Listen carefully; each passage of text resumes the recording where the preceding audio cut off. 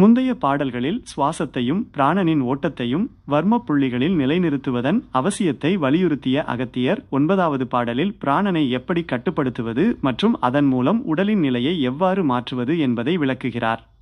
பாடல் 9 சுவாசத்தை கட்டுப்படுத்துதல் பிராணாயாமம்.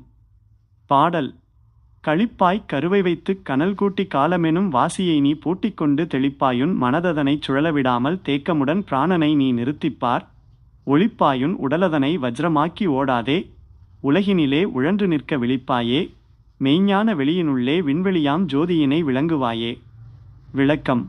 இந்த பாடலில் ஒரு சித்தரின் உடற்கூறு மற்றும் மனநிலை பற்றிய மிக நுணுக்கமான குறிப்புகளை அகத்தியர் தருகிறார். 1. வாசியை கட்டுப்படுத்துதல். காலமெனும் வாசியை நீ பூட்டிக்கொண்டு. சுவாசம் என்பது ஒரு குறிப்பிட்ட காலத்திற்கு ஒருவனுக்கு வழங்கப்பட்ட உயிர். அந்த சுவாசத்தை வீணாக்காமல் பூட்டிக்கொண்டு முறைப்படுத்த வேண்டும். 2. மனதை நிறுத்துதல். மனததனை சுழலவிடாமல். மனம் எப்போதுமே எதையாவது நினைத்து சுழன்று கொண்டிருக்கும். அதை ஒரு புள்ளியில் தேக்கமுடன் நிறுத்தி பழக வேண்டும். 3. உடலை வஜ்ரமாக்குதல். உடலதனை வஜ்ரமாக்கி. இது காயாசித்தி நிலையை உணர்த்துகிறது.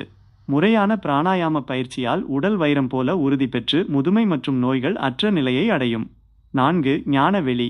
விண்வெளியாம் ஜோதியினை விளங்குவாயே.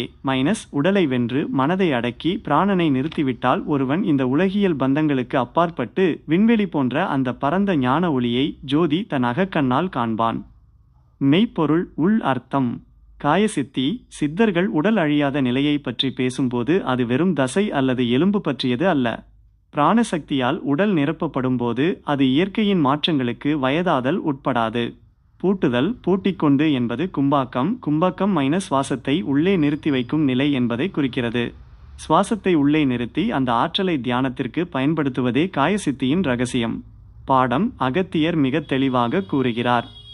உன் சுவாசத்தை தடுத்து பிராணனை உடலுக்குள் தேக்கி வைப்பதே கும்பாக்கம் உடலை வஜ்ரம் போல உறுதிப்படுத்தும் வழி. நீ உலக ஆசைகளில் உழன்று கொண்டிருக்காமல் உன் அகத்திலுள்ள அந்த பிரம்மாண்டமான ஞான ஒளியை தேடு.